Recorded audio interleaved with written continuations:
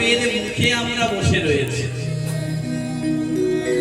একটি বড় অজগর সাপ, বিশাল হয় না অজগর সাপ, কালরূপ অজগর সাপ, তার মুখের সামনে আমরা বসে আছি।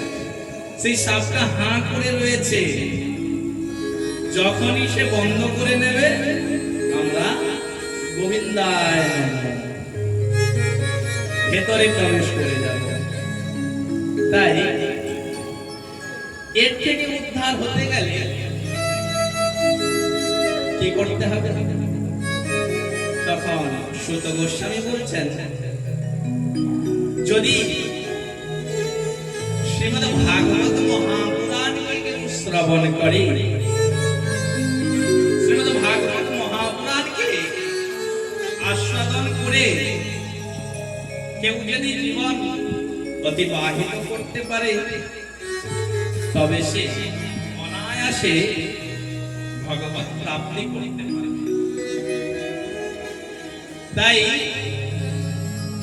সুত গোস্বামীকে বলছেন যে তাহলে আপনি দয়া করে আমাদেরকে ভাগবত কথা শ্রবণ করুন।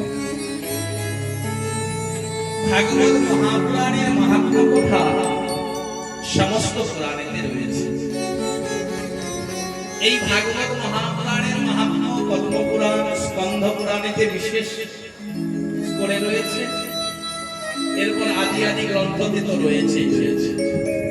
আর এই ভাগবত মহাপুরাণের মহিমা ঋষি মুনি সন্তগণ সদা সর্বদা ব্যাখ্যান করেন। এই ভাগবত মহাপুরাণের মূল তত্ত্ব হচ্ছে কৃষ্ণ ভগবান।